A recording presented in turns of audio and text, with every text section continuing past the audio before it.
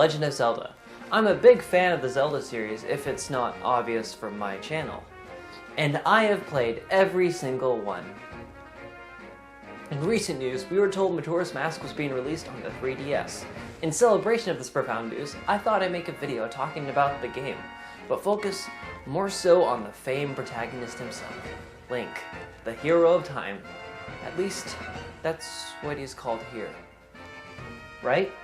Before I start, I would like to say there are some spoilers in this video from Majora's Mask and Ocarina of Time, since Majora's Mask follows it. So stop now and go play the games yourself. I'll wait here for you to go do that, or not. So Link starts out in Majora's Mask looking for his fairy friend Navi, who flew off at the end of Ocarina of Time. While searching for her in the Lost Woods, Link is ambushed by Skull Kid and has his ocarina and horse stolen whilst he is turned into a Deku Sprout.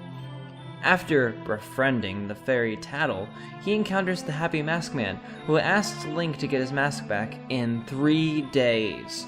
And you're greeted with this.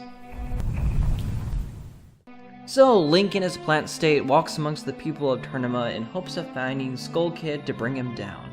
As the game progresses, Link confronts Skull Kid, gets his ocarina, and reverses back time. Link is then reverted back to his normal self, and the Happy Mask Man isn't very happy to find out Link doesn't have Majora's Mask. After all that, it's finally time to start the game. Now there are a total of 4 different areas with a dungeon in each section. Due to this occurrence, there are a lot of things you can do in these areas, like the main quests, side quests, and just talking to people.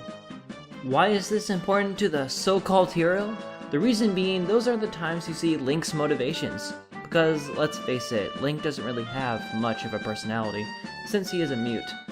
The only time you see Link's personality is when he reacts to events and people around him, and even that doesn't reveal very much about him. What is really shown throughout the game is he isn't scared of anything. He goes into dungeons and fights any monster that comes across his path. He's also willing to help anyone that is in dire need. What's important to note here is what the game world sets up for Link.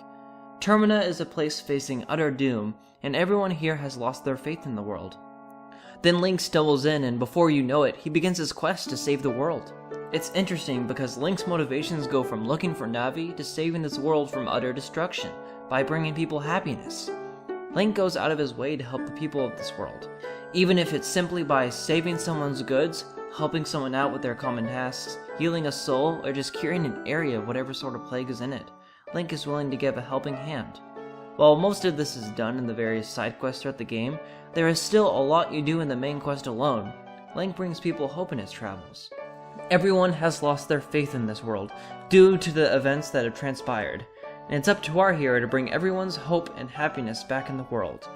And that's what I think Link's motivations are in The Legend of Zelda: Majora's Mask. Also, if you like Majora's Mask already and want to see Link have a pretty good personality, I would recommend checking out the manga. It follows the game's story and even has some theories by the artist, so I think it's worth checking out. Thank you guys so much for watching this video. If you like this series and you want me to talk about another video game protagonist, be sure and tell me in the comments, and I'll look into it. Thanks again, and I'll catch you later.